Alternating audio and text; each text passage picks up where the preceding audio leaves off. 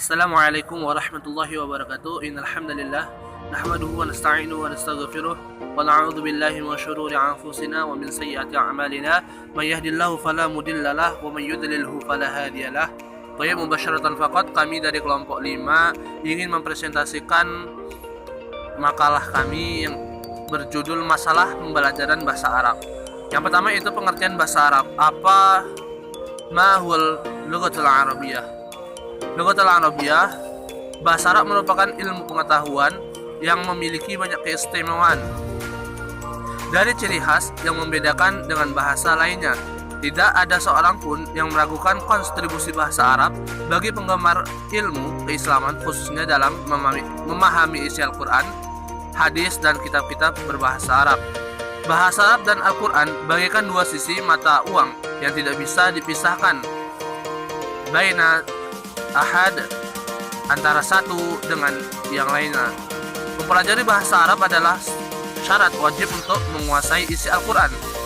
Bukan hanya Al-Quran, bahkan untuk mengerti hadis serta kitab-kitab para ulama. Pembelajaran bahasa Arab. Pembelajaran tidak lepas dari dua peristiwa, yaitu belajar dan mengajar, di mana keduanya terdapat hubungan yang erat, bahkan terjadi kaitan dan interaksi saling mempengaruhi dan saling menunjang satu sama lain. Yang pertama itu adalah pengertian belajar. Secara umum, belajar dapat diartikan sebagai proses perubahan perilaku akibat interaksi individu dengan lingkungan. Perilaku mengandung pengertian yang luas. Hal ini mencakup pengetahuan, pemahaman, membutuhkan kemampuan berbahasa Arab. Hal tersebut dapat menjadi alasan bahwa umat Islam ditekankan untuk mempelajari bahasa Arab sehingga dapat memahami Al-Quran dan hadis menjadi mudah. Kemudian keterampilan sikap dan sebagainya. Sedangkan pengertian lain menyebutkan belajar adalah suatu proses usaha yang dilakukan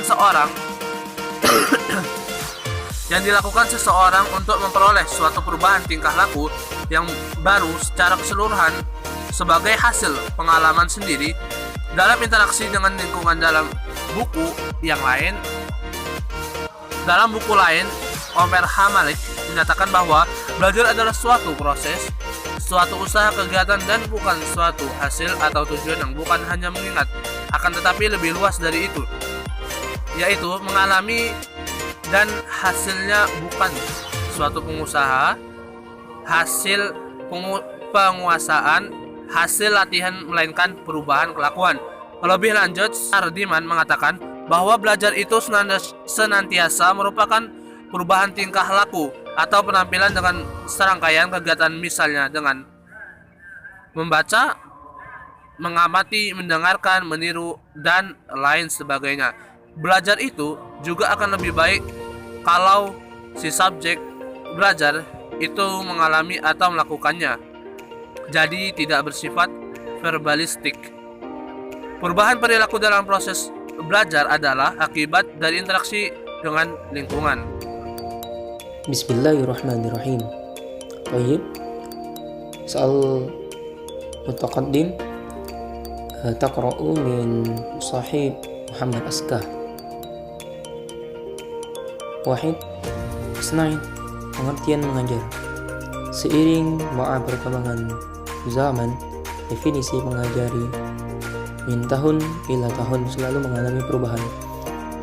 Dalam hal ini, fakat beberapa definisi tentang mengajar yang dilontarkan oleh para ahli pendidikan. Di antaranya yakni menurut pandangan William Hamilton, mengajar adalah upaya dalam memberikan perangsang, bimbingan, pengarahan, dorongan kepada siswa agar terjadi proses belajar. Terkait mengajar, Sadirman juga mengemukakan dalam bukunya, mengajar adalah suatu usaha untuk menciptakan kondisi atau sistem lingkungan yang mendukung memungkinkan untuk berlangsungnya proses belajar. Sama halnya dan dirosah, mengajar pun menurut Nana Sujana pada hakikatnya Mengajar adalah suatu proses, yakni proses mengatur, mengorganisasi lingkungan yang ada di sekitar siswa sehingga dapat menemukan atau mendorong siswa melakukan proses belajar. Min pendapat kedua ahli di atas dapat disimpulkan bahwa mengajar adalah suatu upaya atau usaha sadar yang dilakukan oleh guru merekayasa lingkungan belajar guna mencapai tujuan yang telah dirumuskan. Sedangkan pengertian mengajar menurut Sastra Wijaya, pengajaran adalah suatu usaha mengubah seseorang agar ia dapat berperilaku tetap. Usaha mengubah itu dilakukan secara terkendali. Sedangkan Ahmad Rohani menjelaskan bahwa mengajar adalah totalitas aktivitas belajar mengajar yang diawali perencanaan, diakhiri dengan evaluasi. Evaluasi ini diteruskan follow up. Singkatnya, dapat disimpulkan bahwa konsep mengajar adalah upaya seorang guru secara menyeluruh terorganisir dalam proses belajar mengajar, mulai perencanaan hingga evaluasi untuk mencapai perubahan tingkah laku peserta didik. Sedangkan Depak merumuskan bahwa pengajaran bahasa Lughatul Arabiyyah, yakni suatu proses pendidikan yang diarahkan untuk mendorong, membimbing, mengembangkan, membina kemampuan Lughatul Arabiyyah siswa baik secara aktif maupun pasif, serta menumbuhkan sikap positif terhadap Lughatul Arabiyyah, dalam hal ini Lughatul Arabiyyah Fushah. B. Faktor-faktor yang mempengaruhi proses pembelajaran. Masalah interaksi belajar mengajar merupakan masalah yang kompleks karena melibatkan berbagai faktor yang saling terkait satu sama lain. Sekian banyak faktor yang mempengaruhi proses hasil interaksi dirasah mengajar. Terdapat dua faktor yang sangat menentukan, yakni faktor guru sebagai subjek pembelajaran, faktor peserta didik sebagai objek pembelajaran. Tanpa adanya faktor guru dan peserta didik, berbagai potensi kognitif, afektif, psikomotorik yang dimiliki tidak mungkin proses interaksi belajar mengajar di kelas atau di tempat lain dapat berlangsung dengan baik. Namun, pengaruh berbagai faktor lain tidak boleh diabaikan. Misalnya, faktor media dan instrumen pembelajaran, fasilitas belajar, infrastruktur sekolah, fasilitas laboratorium, manajemen sekolah, sistem pembelajaran, evaluasi, kurikulum, metode, pembelajaran. Kesemua faktor-faktor tersebut, pendekatan berkontribusi berarti dalam meningkatkan kualitas hasil interaksi belajar mengajar di kelas tempat belajar lainnya. Syukran jazil. Assalamualaikum warahmatullahi wabarakatuh. Saya Nur Nadia Pairu. Saya akan melanjutkan penjelasan dari materi sebelumnya. Pengaruh masing-masing faktor sebagai berikut. Pertama, media dan instrumen pembelajaran memiliki pengaruh dalam membantu guru mendemonstrasikan bahan atau materi pelajaran kepada siswa sehingga menciptakan proses belajar mengajar yang efektif. Dengan kata lain, media dipergunakan untuk tujuan membantu guru agar proses belajar siswa lebih efektif dan efisien. Fasilitas belajar yang tersedia dalam jumlah memadai di suatu sekolah memiliki pengaruh terhadap keberlangsungan proses belajar mengajar. Tanpa ada fasilitas belajar yang tersedia dalam jumlah memadai di sekolah, proses interaksi belajar mengajar kurang dapat berjalan secara maksimal dan optimal. Kedua, metode pengajar memiliki peranan dalam memperlancar kegiatan belajar mengajar. Artinya, proses belajar mengajar yang baik dan dilaksanakan mempergunakan berbagai jenis metode mengajar yang bervariasi. Dalam hal ini, tugas guru adalah memilih berbagai metode yang tepat untuk menciptakan proses belajar mengajar yang efektif dan sesuaikan dengan tujuan pembelajaran. Ketiga, evaluasi atau penilaian berfungsi untuk mengetahui tercapai tidaknya tujuan belajar dan untuk mengetahui keefektifan proses belajar mengajar yang telah dilakukan oleh guru. Tanpa adanya evaluasi, guru tidak akan mengetahui hasil belajar yang dicapai oleh siswa dan tidak bisa menilai tindakan mengajar serta tidak ada tindakan untuk memperbaikinya. Syekh Mustafa Al-Gulaini dalam bukunya Jami Udrus Al-Arabiyah mendefinisikan bahwa bahasa Arab sebagai berikut. Bahasa Arab adalah kalimat yang dipergunakan bangsa dalam mengutamakan maksud dan tujuan. Jadi pembelajaran bahasa Arab adalah suatu mata pelajaran aktif dan inti yang interaksi antara berbagai komponen yang saling berkaitan guna mencapai tujuan pembelajaran dalam proses membelajarkan peserta didik. A. Problematika pelajaran bahasa Arab. Pembelajaran bahasa Arab bagi non-Arab dimulai dari pertama kali pada abad ke-17. Ketika bahasa Arab mulai diajarkan di Universitas Cambridge, Inggris, serta di Amerika Serikat, perhatian terhadap bahasa Arab dan pembelajarannya baru dimulai pada tahun 1927 di sekolah tentara Amerika. Di Mesir banyak pusat pembelajaran bahasa Arab diawali dengan adanya proyek pengembangan bahasa Arab yang dilengkapi dengan perencana dan pengembangan materi-materinya. Cukup sekian dari saya. Wassalamualaikum warahmatullahi wabarakatuh. Baiklah, saya akan membacakan materi mimpi Fatih part 4 yang materi itu berjudul Syukur Ta'alumi al-Lughati Arabiyyah. Ta'alamu al-Lughati Arabiyyah bil-nisbati li khairil Arab hadza syai'un la yumkinu tajannabuhu. Karena urgensi al-Lughati Arabiyyah binisbati lil mujtama'il alamiyya yawm fahiya murtafi'atan jiddan li kulli minal muslimina wa khairil muslimin. Hal ini ditandai dengan banyaknya lembaga-lembaga pembelajaran al-Lughah Arabiyyah di berbagai negara, antara lain yaitu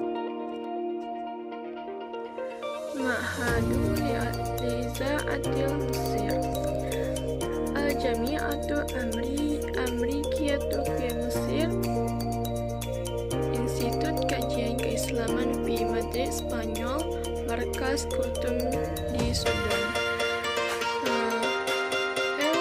Libya, Jakarta, Yayasan Al-Khair milik Emirat Arab yang terpasar di Indonesia masing-masing di Surabaya, Bandung, Makassar, Malang, Solo, Wafi Madrasul Dakhiliyatul Islam Niyati fi Jami'i Anha'i Indonesia. Banyak alasan limaza insan khairul Arab mempelajari al-Lughah Arabiyyah seperti dikemukakan oleh Rusdi Ahmad Tu'aimah, antara lain. Yang pertama, motivasi agama terutama Islam. Karena kitab suci agama Islam, al-Lughah Arabiyyah tentunya bentuk menggali kajian-kajian ilmu yang terdapat dalam Al-Quran atau kitab-kitab yang berbahasa Arab. Terlebih dahulu harus paham al-Lughah Arabiyyah, oleh sebab itu perlu dipelajari. Yang kedua, insan khairul muslim akan merasa asing kalau berkunjung ke Jazirah Arab yang biasanya berkomunikasi dengan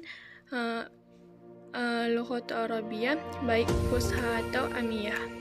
Yang ketiga, banyak karya ulama-ulama klasik yang berbahasa Arab di berbagai disiplin ilmu yang mempunyai kualitas ilmiah yang sangat tinggi.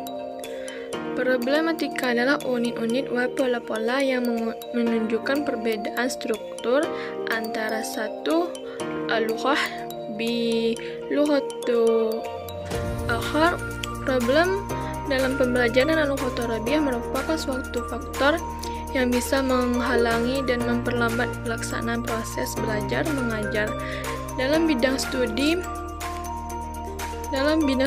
al-Lughah Arabiyyah.